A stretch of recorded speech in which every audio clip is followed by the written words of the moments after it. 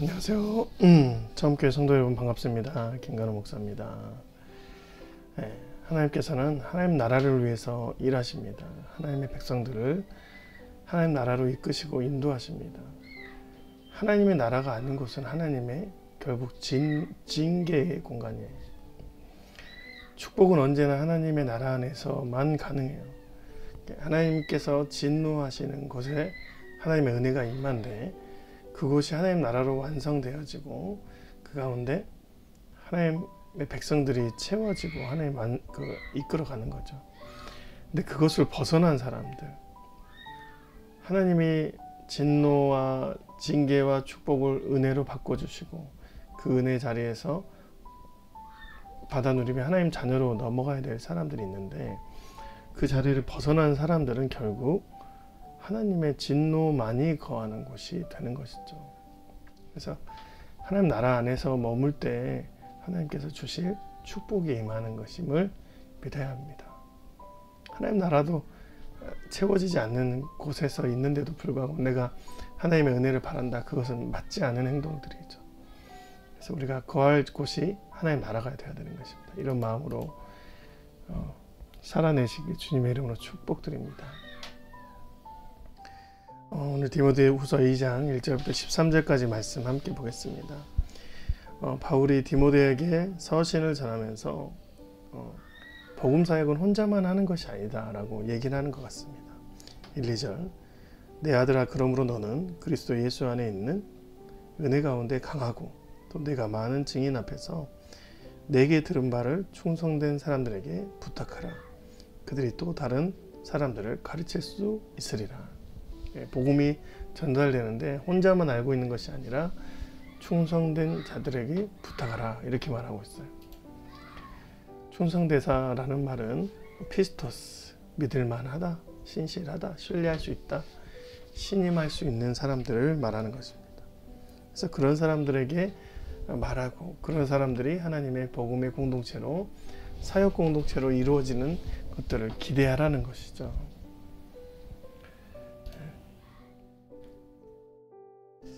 우리가 주변에서 사역을 해야 되는데 혼자 하는 것은 옳지 않습니다. 언제나 사역은 함께 해야 되는 거. 복음은 항상 공동체로 이루는 특징이 있어요. 여러분 바울은 이 땅에 있는 모든 성령의 은사들을 받은 사람이지만 바울을 돕는 자, 바울과 함께 사역하는 자, 선교하는 자들이 항상 있었습니다. 그래서 이 공동체 안에서 바울은 언제나 신뢰하고 그들을 의지하며 하나님 앞에 함께 나아갔어요. 어떤 사람들은 어떤 교회는 연보로 도와주고 어떤 교회는 함께 사역을 감당하고 기도하고 어떤 사람은 바울이 임할 때 바울이 이제 로마 지하 감옥에 있을 때 그들을 꾸준히 찾아가서 그를 돕는 자들이 있었습니다. 그래서 이 공동체가 이루어져서 복음이 확장된 것입니다. 그래서 복음은 언제나 사역자, 동역자들을 원하기 때문에 혼자 감당하는 것이 아니라 함께 하는 것이죠. 그 복음을 통해서 가져야 될 자세들을 말하는데 3절부터 6절까지죠. 여기에서 세 가지가 나와요. 너는 그리스도 예수의 좋은 병사가 되어서 그래서 나와 함께 고난을 받자. 병사로 복무하는 자는 자기 생활에 얽매이는 자가 하나도 없나니 이는 병사로 모집한 자를 기쁘게 하려 함이라. 경기하는 자, 법대로 경기하지 아니하면 승리의 자의 관을 얻지 못한다. 수고하는 농부, 곡식을 먼저 받는 것이 마땅하다. 그러니까 자세입니다. 좋은 병사로 되어져서 함께 고난을 받고 내 삶을 먼저 영위하는 것이 아니라 나라를 위해서 군 복무를 먼저 생각하는 병사처럼 하나님 나라를 위해서 삶을 내어놓고 복음을 위해 헌신하라. 그리고 그 가운데서 하나님의 법대로 살아가며 승리의 관을 얻어라. 그리고 반드시 그런 사람들에게는 농부가 곡식을 가장 먼저 받아 먹는 것처럼 주님의 축복과 은혜를 가장 먼저 체험하는 자가 될 것이다 라고 얘기를 하고 있는 것이죠. 이 세 가지 직종을 말하는 것입니다. 그러면 하나님께서 그들에게 주시는 가장 먼저 주시는 축복이 뭐냐? 이때 총명이라 말해요. 내가 말하는 것을 생각해보라. 주께서 범사에 내게 총명을 주시리라. 다른 이들보다 하나님께서 하늘의 축복인 주의 총명을 내려주실 것이다 라고 얘기를 하는 것이죠. 하나님의 사역하는 사람들은 주님의 지혜가 넘친다 라고 하는 것입니다. 이것은 이제 바울이 살아가면서 체험했던 은혜의 간증이고 뿐만 아니라 믿음의 선진들이 누렸던 하나님의 은혜입니다.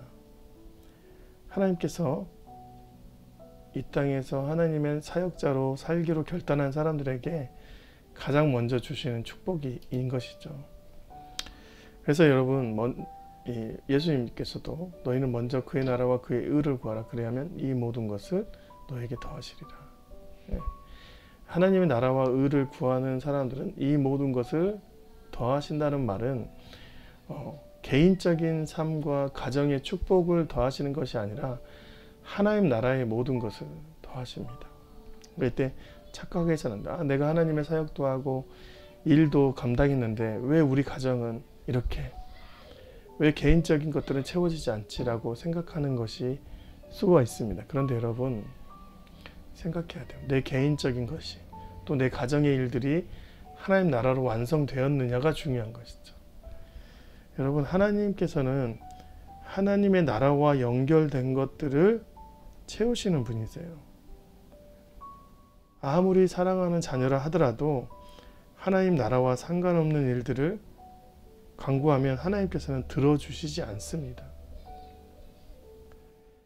그렇다면 여러분, 제일 좋은 것은 뭐냐면 우리의 가정이 또한 내 개인적인 삶이 하나님 나라와 연결되어 있으면 되는 것입니다. 그러면 내 가정, 내 개인적인 것들이 하나님 나라의 모든 것들로 채워지는 것이죠.